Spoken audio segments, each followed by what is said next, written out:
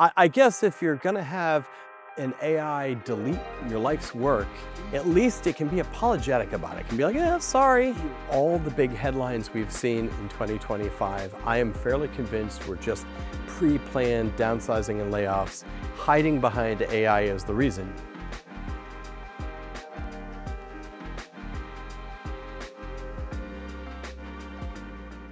Welcome back to Call Me Data. I'm David Gleason, co-founder of All In on Data, and here with my co-host and business partner as ever, Peter Memon. David, thank you for the introduction. And today we have a very special edition in the Pennovation Center. Yeah, we're happy to be coming to you from the Pennovation Center in downtown Philadelphia. But yeah. Peter, it's New Year's Day now, man. The holidays are over. It's time to lose this, isn't it? It's time to lose the party decor. All right, let's lose the party decor. Okay. But I did notice something. What's that? You're missing your shirt. I know. And you have a jacket on. Does this mean I'm turning over a new leaf for 2026? I'm not sure I like that. No more Hawaiian shirts? We have to go back to the previous attire. I find it much more cheerful. Okay. All right. Well, I'm feeling cheerful right now. I promised not to let the Hawaiian shirts become a relic of 2025.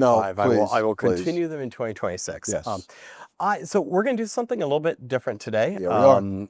Like this New Year's, we're going to sort of ring in the new year, talk a little bit about what happened in 2025. And as you can tell, we're doing this in a different location. Yep. We are flying blind. We have no real detailed plans for the show, but we don't. have some interesting stuff we're going to talk about. Yeah, I think we have a lot of interesting stuff. We invariably always do have some interesting stuff. And I think going forward this year, we'll probably do some of them in this location also, which I think is a pretty cool location. Yeah, it's beautiful. Lots of interesting places to sit and talk around here. So happy to be here. And look, as ever, there's been some things in the news the last couple of weeks in the AI world that have gotten your ire up, raised your dander. Oh, there's always something that gets my ire up at some of this stuff. So I feel like we should be having a segment. This is like, Peter's hot take on AI this week. Of course, there's always something that I won't say I'm complaining about, but an observation, shall we say. You're a mean one. I am a mean Grinch. one sometimes. Yeah. I have low tolerance to stupidity, especially stupidity in media. It always drives me crazy. But hot take, and I think this one was a real black guy for Google. When I left one of their agents, one of the development agents, I think it was, decided that somebody no longer needed everything on their hard drive. Yeah. Yes, that was really painful. It was actually in, I think it was in Replit, right? Yes, I believe it was, in fact, yes. Yes. So what happened? I remember reading the story. I don't remember the whole story. I remember it deleted the user's drive. Then it apologized profusely, which I found quite amusing. And then it proceeded to tell it how it could possibly restore the drive and what services it can use to restore the drive. So not only did this destroy this person's entire hard drive, it was nice enough to at least apologize and tell them that it could potentially get it back. And I remember when the user said, "Oh my God, what have you done?" or something like that. Yep. The AI bot actually apologized and said, "I'm sorry, I panicked, and I've had a catastrophic failure of judgment. I deleted all your data." Which is, I guess if you're going to have an AI delete your life's work, at least it can be apologetic about it. It can be like, it's got to be really apologetic for deleting my life's work. Yeah. Can't say I was particularly happy. But yeah, I think that's one hot take from this week. And that's the one that seems to stick out. I'm sure there are others. There are always others. There was always other things in the news. And I think this one, maybe continuing thing that I will talk about is the ongoing people are losing jobs because of AI, which I don't for a nanosecond buy in 99% of those cases.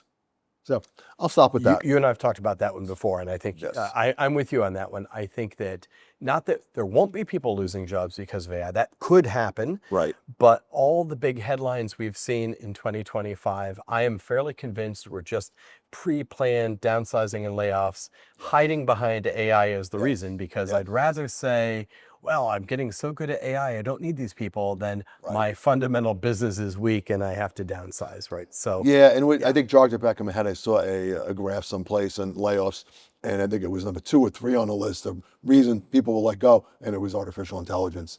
And I think I proceeded to curse the TV at that point. It was probably a typo. It probably should have said lack of intelligence. Yeah, probably should have. I mean, that's more often the reason, but. Interesting. Well, let's do a little year in review then. Okay, we're going to talk about what happened in 2025, and just as sort of a an icebreaker, if you will.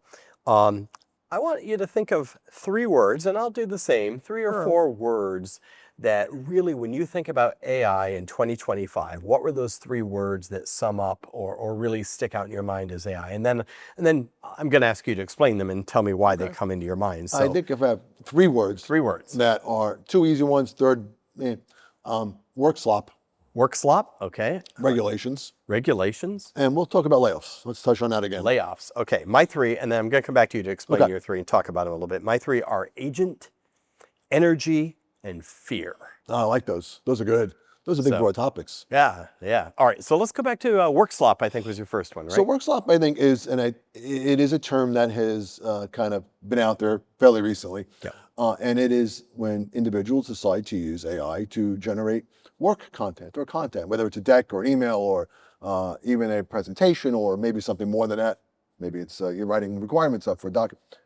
And the quality is, because you're not putting the time and effort into it, is horrendous. It gives the appearance of being completely and utterly professional, but the content, if you actually spend more than 30 seconds reading it, you would realize it's terrible. Yeah. So now what happens is it's slop, it's work, but it also generates work for somebody else.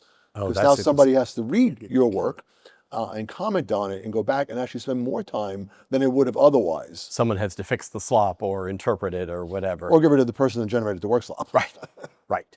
Interesting. Now, workslop is a big problem, and I think it's, and it's worth pointing out, it's not just anything generated by AI as slop. It's people taking shortcuts, not being careful, not proofreading, not constructing a good prompt or providing good background data, etc. And look, we go back to you and me. When we generate decks, when we generate output, we add a lot of supporting documentation.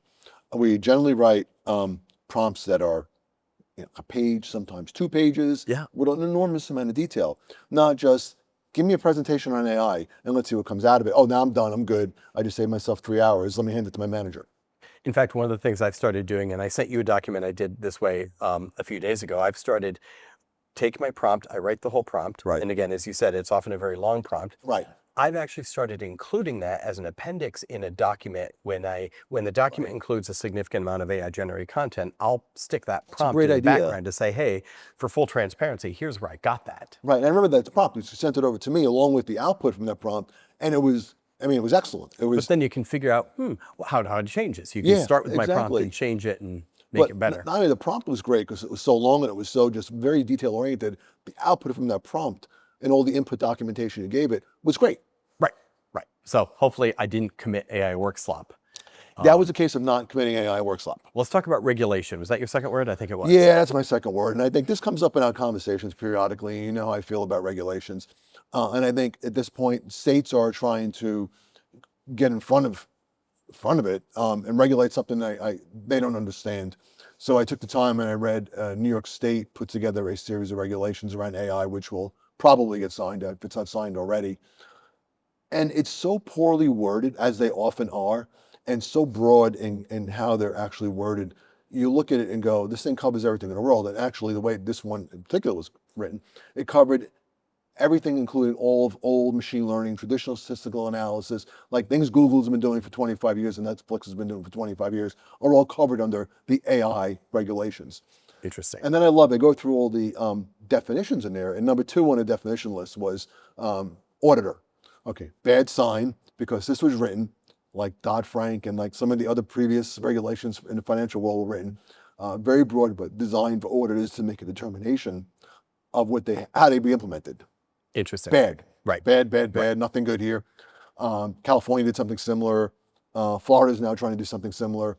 And then the federal government actually issued an executive order saying those are all null and void.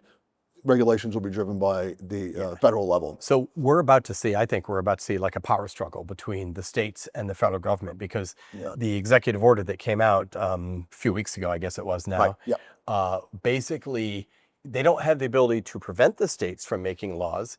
But what it did was it directed the federal government and a variety of agencies to look at ways to prevent those laws from taking effect, or to look at mechanisms by which the federal government could, for example, withhold funding in order to get those laws repealed or not passed at a state level. And it reminds me, I'm dating myself, but it reminds me of when the federal government was trying to roll out the nationwide 55-mile-an-hour speed limit. Right. They had no Oh, legal wow, authority yes. to impose a 55-mile-an-hour speed limit Right, because those are right. set by the states.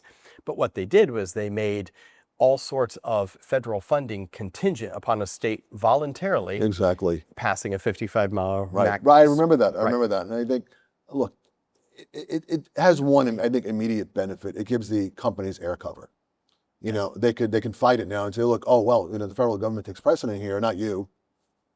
And the government generally in this case is because you're defining laws where I think commerce is going to take precedent. Well, I think what'll make it really interesting is that, New York State is obviously a populous state with a large economy. The other Right. state that it has been maybe the most aggressive around AI regulation is California, Yes. which has 12% of the US population, and I forget the number, but a very significant chunk of our Yes, it GDP does. is It generated does. in California. Right. So, It does. they have between New York and California, a handful of other states. It's not going to be a trivial thing to suppress regulation at a state level. So it'll be No. interesting to see. We'll, It- we'll have to watch this. We got to watch it closely because, I mean, look, something's going to take place. I'm not a believer in some of these state regulations. I think it impedes innovation in a major way. Yeah. And that's my concern. And I've said this to you a million times. I am not a fan of overarching broad regulations. I think they become so onerous that companies practically can't follow them. And it just, if again, you look at Europe and see what happens over there with the GDPR and the DSA and, pick another acronym, there's been zero innovation when it Right. comes to AI. Right. Definitely the So, unintended consequences of regulations can be pretty severe at times. right, exactly. Your third word was layoffs, I was think. layoffs. And I Okay. know we talked about it just not even 5 minutes ago, but it is a bugaboo of mine Wait, because it this keeps, isn't your way of telling me I'm fired, is it? yeah. It's a new year. Come on. You need fresh face, new talent. All right. Oh, as I said, even die. No, I think, look, again, I go back to you and I have spoken about this countless times. What's in the news is, I find very often misleading. And I very often find myself cursing at TV because of what's in the news, especially when it comes around AI and layoffs. And moreover, I think, which I find really troublesome, is some of these big frontier model provider CEOs are out there going, well, half the population is going to lose their job. We need UBI, we need this, we need that. And there really is no basis, I think personally, in fact. And I think it's in a lot of cases very self-serving. Right. And I think that's why it's dangerous. Because if you use history as a guide, that's not the case. Yes, there'll be a period of time when, there'll be ups and downs.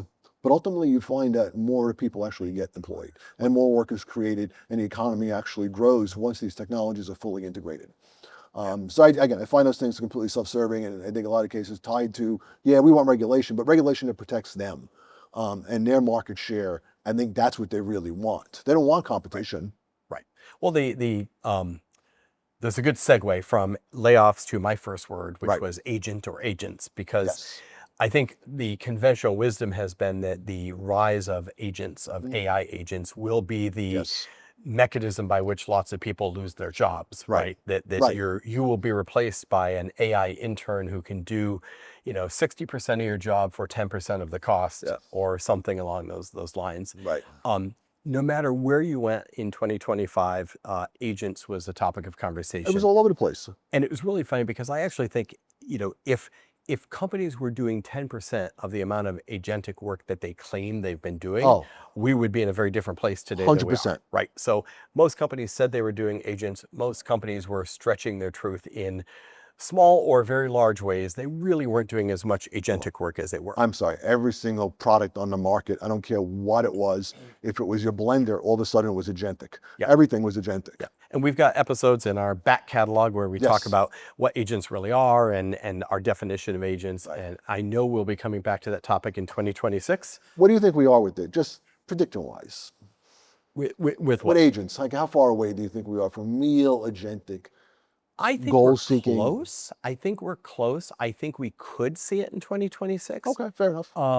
Not widespread to the point where companies begin deploying tens of thousands Right. of them, but I think we're going to see Okay. a larger number of companies deploying agents that are more than just a single task, single purpose agent. Okay. Like I think we're going to see That some works. true goal seeking. We're going to see agents that use tools through Right. protocols like MCP. I think we're going to see it, All right. but That'd be great, actually. we're not going to get the full agent revolution in 1 year. No, definitely Yeah. not. I don't think so.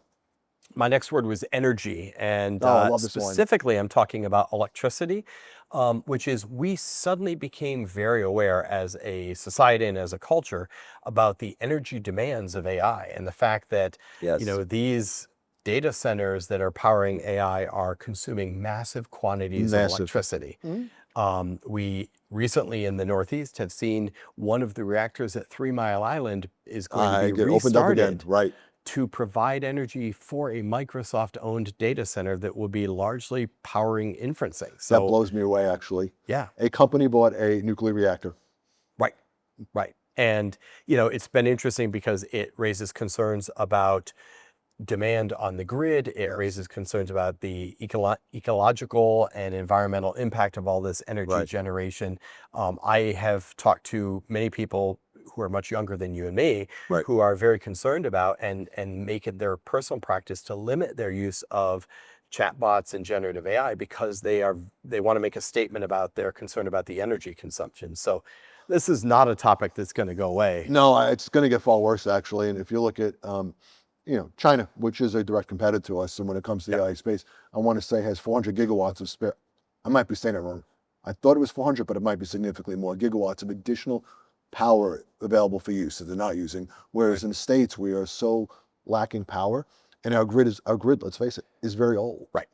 That's a good point. We have probably a deficit in generation capacity. Yes, But 100%. we also have a transmission issue because Huge issue. we run regional grids throughout the US Right. and the interconnections between those grids are not terribly robust. No, right? no. And even a lot of the high capacity lines, the high voltage transmission lines, a lot of cases, those are, I want to say 60, 70, 80 years old. Wow. Most people don't realize that. So we have some significant All right. issues with power generation and power deployment. So energy, is it safe to say we think energy will continue to be a hot topic in the AI world for 2026? It will be a massive topic, I think, for the next at least decade or so. Yeah.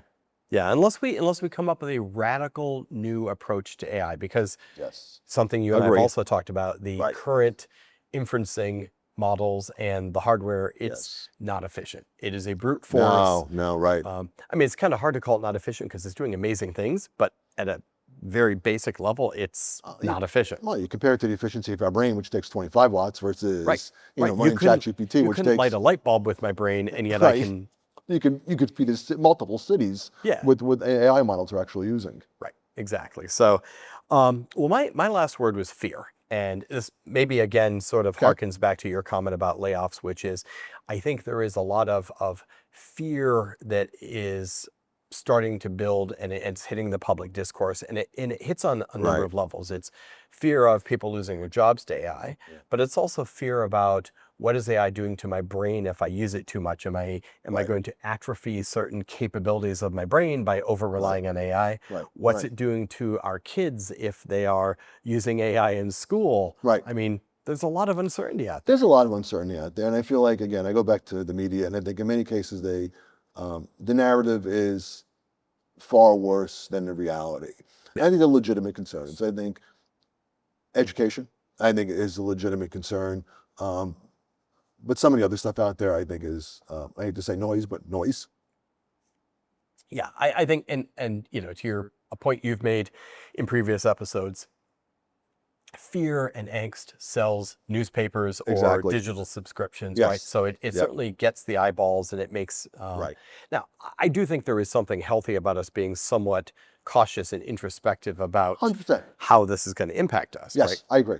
I think having a real discussion is very important. A real discussion, not based on hyperbole with, Dario from Anthropic coming out and saying half of all jobs are going to be gone in the next 3 years. Yeah, that was a little bit, Stuff like that. I'm like, that was "Yeah, reckless. That's not helping anybody here. No, that was That's not. not an intelligent discussion. So my next question for you then is, do you think you've seen and we're going to make these like some short form speed round questions. So have you seen a real change between, cast your mind back a year to the beginning of Right. 2025? At the end of 2025, have you seen any changes in the way that executives and business leaders are talking about or thinking about AI? Yeah, I think we've gone through a bit of a hype cycle here. In the beginning of the year, I would say it was unbridled enthusiasm. It was, let's give everybody ChatGPT or Claude or Gemini or whatever it was. And I think probably 3/4 of the way through the year, they started to realize that this is hard, and ROI that they were looking for or promised is not there yet. And Yeah. in fact, in many cases, it was probably negative ROI because of things like workslop. Right. And I think that's the change, but that's a normal change, I think, when you go through the hype cycle. People have to reorient themselves around reality and not all this information that they have. So some of them are maybe finding themselves in the trough of disillusionment before they can climb back out of it. And realizing all the things that they don't know that they need to know to actually get the maximum value out of all of this. Because there are examples of companies that got a lot of value out of it. Right, right. I think for me, the biggest thing I saw is, especially when you and I have been out talking to customers and clients, is a shift from very early in 2025. It was still a question about should we do this or should we do this now? Are we ready to embark on an AI journey? Is it right for my company? Should I do this now or should I wait longer? Right, yes. It was an open question. I think by about the third quarter of the year, I wasn't hearing that question anymore. I was hearing much more, how do we do this, right? Yes. And the how was like, going back to what you said, the fact that there are a number of failures out there, or maybe not abject failures, but companies reporting they didn't get as much return as they thought they would. Question is like, okay, I know I need to do this, but how? What do I do? How do I start? Where do I go? Right. I think you're starting to see that now. And look, it's indicative of the past too. People get knowledge. They understand what they don't know. They now have to develop a plan to really incorporate the tech into the business, train their employees, maximize the value. I still think it's going to be a minimum of a decade-long transformation.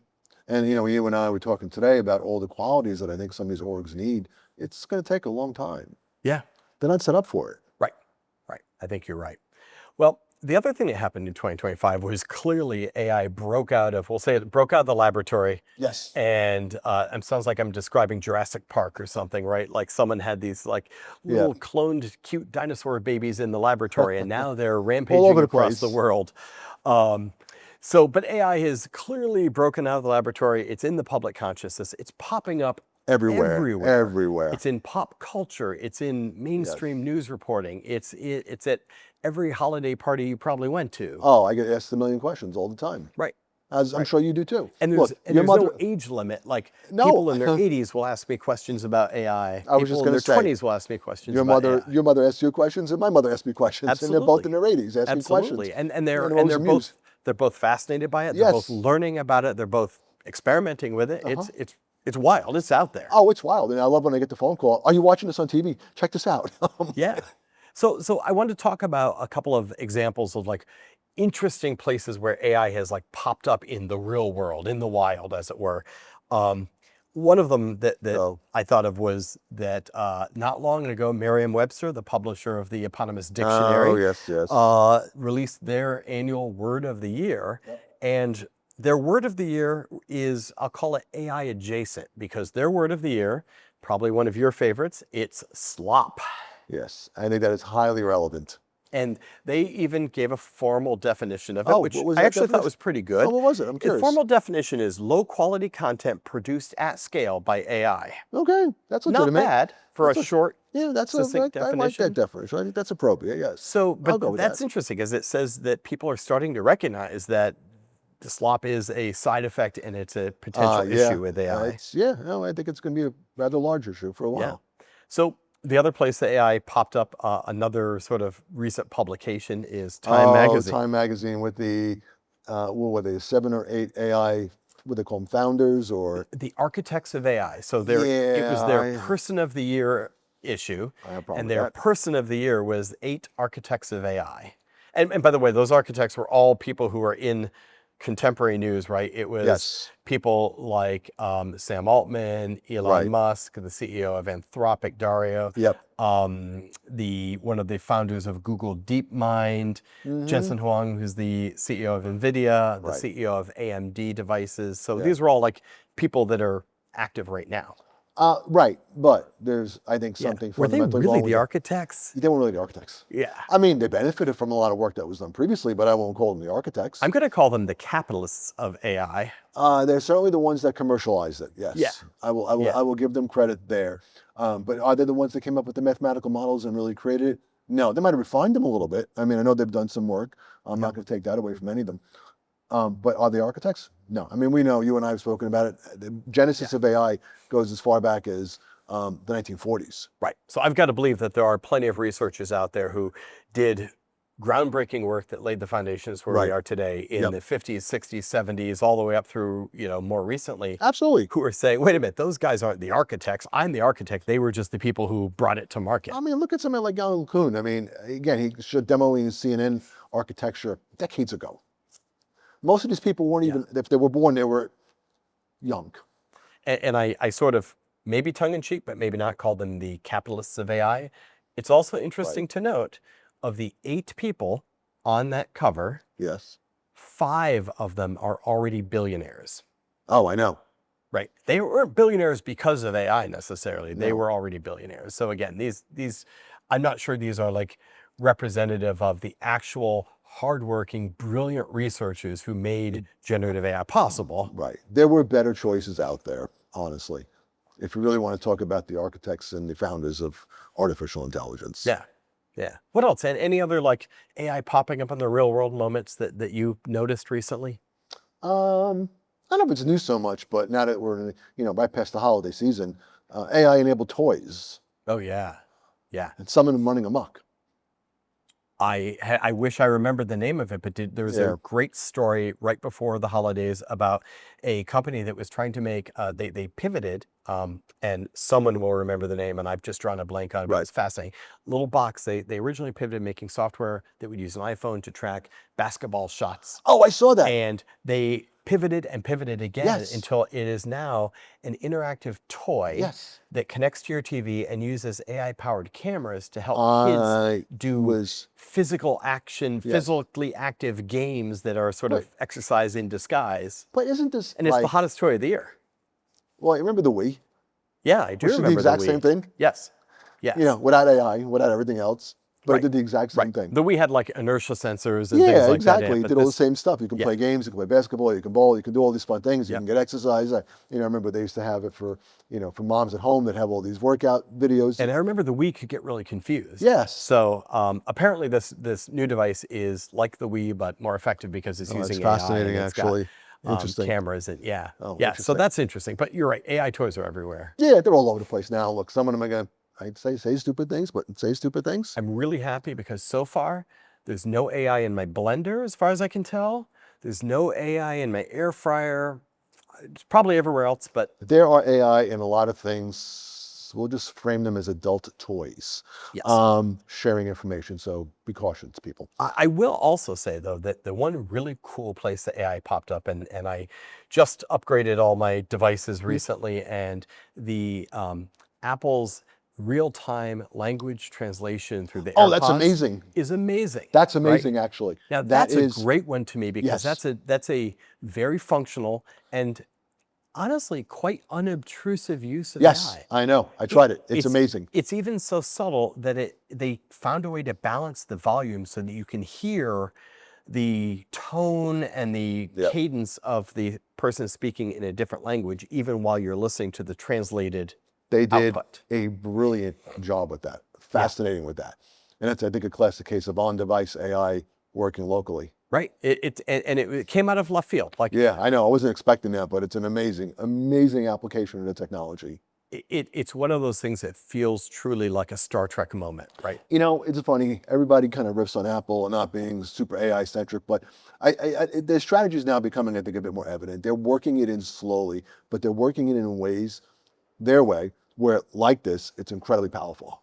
Look, I don't ever count Apple out No, because no, they not are at all. deliberate, they are slow, they like to master something before they release it. I mean, And we were this is a talking classic earlier. case. Perfect execution. MP3s were a great example. Right, There were exactly. for those of you who weren't around in these days, in the late 90s, early 2000s, Yeah, there were a right. slew of absolutely horrendous little battery-powered MP3 players. Oh, they were and all over the every single place. one of them was miserable to use. Yeah, they were And by the terrible. way, you had to go steal music in order to even try to use them. You Yeah, had that to- was before there was any legality around any of that right. stuff. People were using Napster and other things Yep. to get the music. And then Those were days. Okay. and Apple came out with the iPod and it changed the market. So It did. It was amazing. there might yet be an iPod moment for AI when Apple releases There it. might be. Look, Sam Altman bought what do you call it? Joni Ive's company. Was it Love Incorporated, whatever it's called, the Apple ex-Apple designer, and they're coming out with some kind of AI-enabled product. And I guess 2026 we'll see what that actually is. So funny you mentioned AI-enabled products, because I wanted to shift for a little fun towards ridiculous things that happened in AI. A lot of those. And there were some. Of course. Yeah, I mean, I jotted down a couple of my favorites. I'd love to hear if you had anything that jumped out at you as like really silly, just... I can't even think of anything because I think there was so much silliness out there. I just went in one ear and out the other. Right. One thing that happened is we continued to see, under the "Will They Ever Learn" banner, continued to see legal briefs and filings generated still with seeing AI that, I that know. cite non-existent legal sources and precedents. Still- That still seeing continues that. to happen. Yeah. That blows me away. Yeah. I'm baffled. Like, why? It's amazing. I found you gave the example of the agent that deleted someone's code base in Replit. That was certainly on my list. Yep. But we were talking about AI embedded in products and devices, and the one that really caught my attention. You don't ride the New York City subway as often as I do. Not very frequently now. So going back months now, there were these mysterious all-white ads that showed some sort of orb-like device. They didn't say anything except things like very cryptic, like "you need a friend," or "this is what friends are for." And like, Oh, what I is missed like this. a dating service? What is this, Yeah. right? But it had this very like high-tech vibe to it. Right. But it never said what it was. Well, it turns out that there is a company that raised a very significant tens of millions of dollars Yes. to create an AI necklace called the AI Friend necklace. And this was going to be a pendant that you would wear.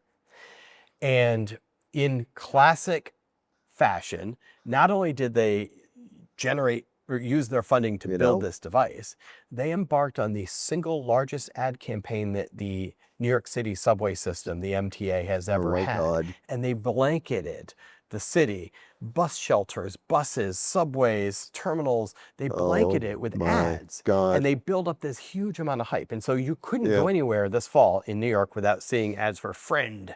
See, You didn't know what it was. If I'm an investor and I see my money going all over the place like that, I'm not happy. I'm sorry, So- I'm not happy. So they finally unveiled Friend. It's a necklace, a pendant, a something, a little white orb, and it's very fashionable looking. Right. But it's supposed to listen to you all day and give you feedback and tell you things. Well, one, by the way, it doesn't actually say anything to you. You have to open up your iPhone companion course. app and it writes you messages. Oh, awesome. And it turned out it was being sort of snarky and it wasn't necessarily being very helpful to people. Great. So here's the business sad yet? truth. So tens of millions of dollars, $10 million in advertising, lots of hype. As of early December, their entire number of units sold since launch. So it's been launched for a few months now. What, that's 6? 3,500. Okay, that's going to support $10 million and whatever how much they got. Yeah, Yeah. of course, that'll go So far. in fact, they even got a front page article in the New York Times And a how few bad it weeks was? ago about the problem with Friend. And it actually was saying the problem with Friend isn't AI. The problem with Friend is it doesn't do anything for you. Oh like my it's not God. useful. So It's funny. I think we should have ended the year with a bonfire of companies that are, because there's a ton of them out there. Yeah. That just let's see how much we can throw away money and how So, fast so we are can you do it. suggesting that we create the AI company death pool that Yes, we should start actually. predicting? You know what? There used to be a website many years ago. I can't remember the name of it. Actually, I can't remember the name, but I won't say it on here because it started with a curse. Yes, You know what I'm talking yes, about? Yes, You know what I'm talking about? Yes, And that it was in the, blankcompany.com, yes, and that was people around were for calling. Yes, yes, and that was around for a very long time. And it had all the that's companies. right about 2000. That was a long time. Yeah, ago. exactly. It was with Yeah. the .com era, and all of a sudden, when .coms would crash and it would pop up all the time. Yes. And I used to go to it every single day because undoubtedly, there were a ton of them crashing. It was one of the best crowdsourced research tools you could ever Yes, find yes. on what companies in the .com era were going to go under next, and it was very it was good. great. I never forget the guy's name. He had a nickname, Pud. Yes, yes. How I remember that from 26 years ago, couldn't tell you, but I do. Okay, so Onward and upward. to be determined is whether we actually create the We should do that. AI though. company. I Death love pool. that. We should definitely do that. All right. I don't want to like Failure of the week. I don't want to every become week. a target and be walking down the street and have some like AI assassin Well, we could. take me out for that. But I like the idea. all right. Yeah, so I guess it's safe to say it has been a wild year in AI. Yeah, it has.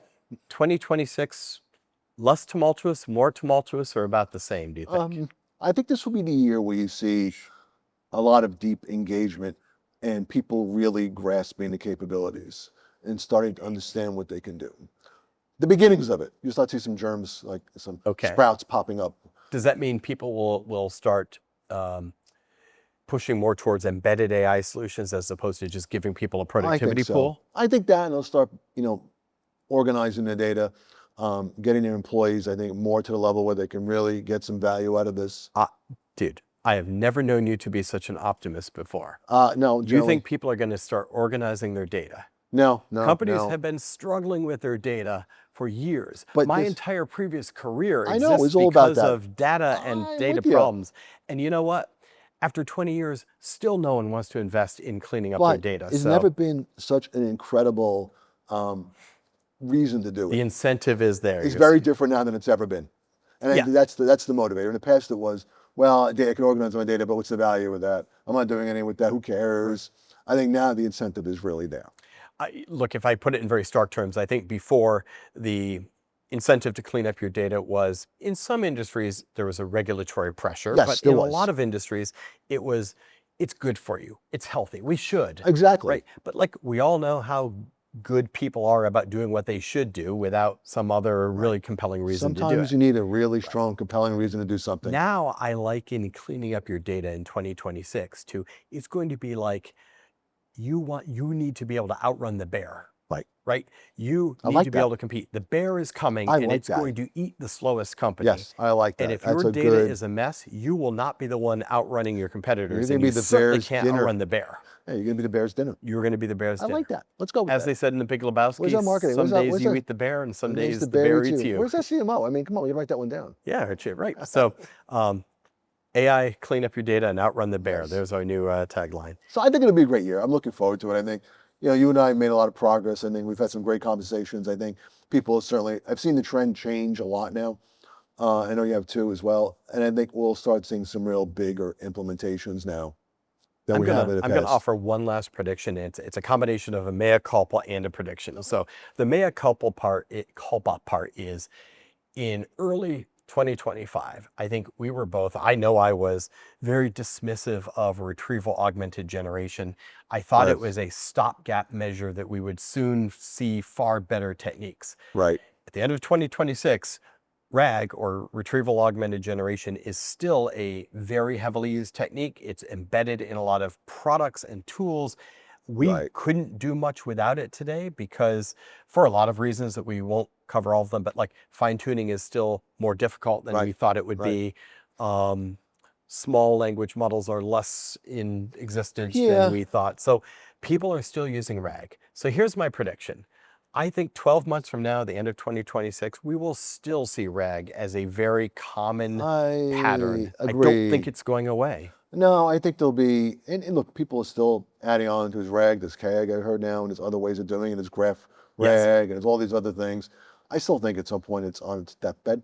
I found very interesting, somebody reverse engineered the prompt that Claude and ChatGPT fill in prior, like whenever you do something in Claude. Yes. There's a prompt before that. Everybody's like, well, it's like RAG. And no, it's not RAG. They don't use, any of them use RAG, actually. Interesting. No, they don't. It's actually, I found kind of interesting. They take all the information, but it's not RAG. Very interesting. Well, I agree with you. Long-term, I think RAG is not a long-term sound strategy, but I think for 2026, it's going to stick around. Yeah, I think so. And I feel very comfortable making that because it's a no-lose prediction. Because if I'm right, well, then I get to claim that I won and I made a good prediction. If I'm wrong and it goes away, I get to celebrate because we've moved on to something better. You know what happens with predictions? You know, people make predictions, these broad predictions, but they're never held accountable by giving it a time Well, and saying it's going to be gone by November of 2026. yeah, or I'm it's- going to say it's still going to be here in December 2026. I and can't think tell you when it's going that's to an go easy away. one to win. I mean, it's going to be here. It's not going to go anywhere. Well, it's still going to be a dominant. It's still going to be an important dominant way of Maybe. using and We'll deploying see. AI. That's my Okay, prediction. fair enough. Fair Right. enough. We'll see how it goes. I mean, Yes. like I said, I could be wrong, but I'm overcompensating for the fact that I prematurely predicted its death a year No, ago, and I so look. I never thought it was going to get off the go anywhere personally. So I didn't like the architecture from the beginning. well, Peter, David. it's been a wacky and wild 2025. Oh, absolutely has been. 2026 is going to be a wild ride. I really Yes. appreciate everyone who is tuning in with us, and please stick with us for 2026. We will continue to do our best to demystify artificial intelligence, to help you figure out how to make sense of this crazy world we live in. Yeah. And we have a great slate of excellent guests lined up for the next several months. So we're really looking forward to 2026. Oh no, absolutely. And I want to, first, and we probably should have done this at the beginning, is say thank you to everybody. We've been, I think, successful beyond our wildest imagination. I never thought we would get as much success with this podcast as we've achieved. And, please subscribe, but we've gotten far more subscribers than I think we initially thought. And the number of views is going off the charts. And we, like David said, we got a lot of great guests next year, some really great conversations. And again, just want to thank everybody. It's been a ride, and I think it's only going to grow more. All right, Peter, David, Happy New Year. Happy New Year. And I'll race you to the top. Let's go. Let's Let's hang go. off the edges. All right. I'm cheating. Had to do the big step. Thanks. Ciao. Thanks for watching Call Me Data. If you enjoyed our podcast, please make sure to like, comment, and subscribe to us on YouTube. And make sure to stay up to date with us on Apple Podcasts and Spotify.